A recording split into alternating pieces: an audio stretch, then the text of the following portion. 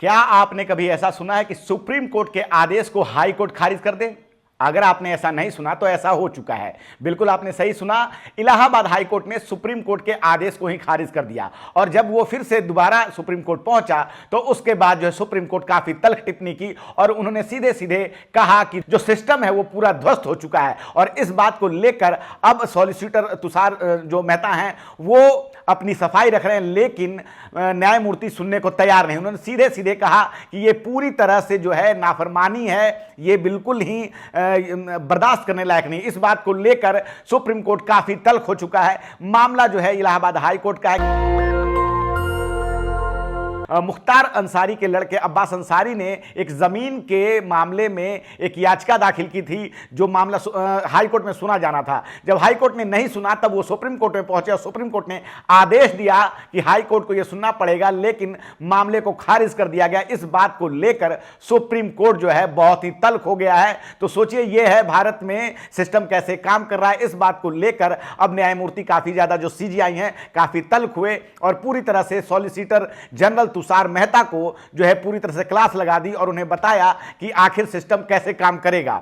एक ऐसा ही मामला आया है आपको इलाहाबाद हाई कोर्ट में कि किस प्रकार से इलाहाबाद हाई कोर्ट ने कहा है कि जो आप मकान ध्वस्त कर दे रहे हैं बिना नोटिस दिए, इस बात को लेकर अब इलाहाबाद हाई कोर्ट काफी सख्त हो गया है। इस मामले को लेकर सुप्रीम कोर्ट में सुनवाई हुई। सुप्रीम कोर्ट के जज हैं एन कोटेश्वर और कोका, अभय एस कोका, उन्होंने सुनवाई की और सीधे सीधे कहा कि अनुच्छेद 21 भी कोई चीज होती है। आप किसी का मकान जो है बिना पूरी कानूनी प्रक्रिया का पालन किए हुए तोड़ नहीं सकते हैं। मामला है जुल्फिकार हैदर का और प्रोफेसर अहमद अली का और दो विधवाओं के साथ एक और व्यक्ति का। उन्होंने सीधे सीधे कहा कि हमारे मकान को बिना कानूनी प्रक्रिया पूरी किए हुए ध्वस्त कर दिया गया है। अब इस बात को लेकर सुप्रीम कोर्ट के जो जज हैं उन्होंने सीधे सीधे कहा है, राज्य सरकार को यह आदेश दिया है कि उन मकान का जो बनाने का जो खर्चा आएगा, पुनर्निर्माण का जो खर्च आएगा, वो आपको देना होगा। यह आज की सबसे बड़ी खबर है कि किस प्रकार से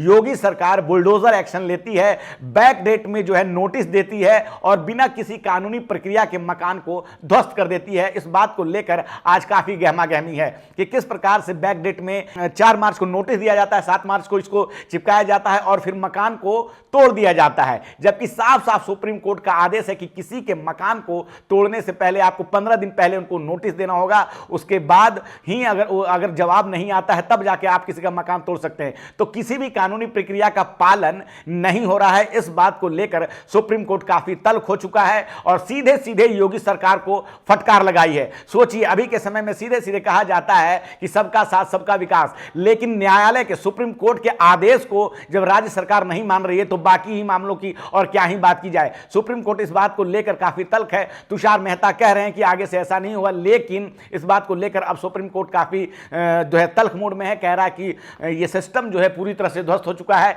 ये वही तुषार मेहता है जिन्होंने 19 फरवरी के मामले को भी टाल दिया था। 19 फरवरी जो है चुनाव आयोग की जो नियुक्ति है उससे जुड़ा एक मामला था, तो उस समय वो काफ़ी ज़्यादा बिजी थे और इस मामले को लेकर उन्होंने टाल दिया, उसको सुनवाई नहीं हुई। तो इस प्रकार से ये भारतीय न्याय व्यवस्था में चल रहा है कि जब सुप्रीम कोर्ट के आदेश पर जो है उनकी जो है अर्जी को नहीं सुना जाता हाई कोर्ट में, तो बाकी लोगों की बात ही क्या होगी। जब कोई दलित SC ST OB जाएगा तो उसकी क्या सुनी जाएगी। तो अब लगातार इस बात पे चर्चा चल रही है और राज्य सरकार को सीधे सीधे आदेश दिया गया है कि उन 5 लोगों के मकान का जो खर्च आएगा वो राज्य सरकार को उठाना पड़ेगा। इस बात को लेकर अब सभी लोग जो है न्यायालय की तारीफ कर रहे हैं। फिलहाल इस वीडियो में इतना ही, आगे हम आपको और भी बताएंगे। दस्तक की आपसे गुजारिश है कि अगर इसको बचाना चाहते हैं तो नेशनल दस्तक को सब्सक्राइब करने के लिए रेड कलर के सब्सक्राइब बटन को दबाएं, फिर बेल आइकन की घंटी दबाएं। नेशनल दस्तक को बचाने के लिए बहुत जरूरी है कि हर खबर को शेयर करें, लाइक करें, कमेंट जरूर करें।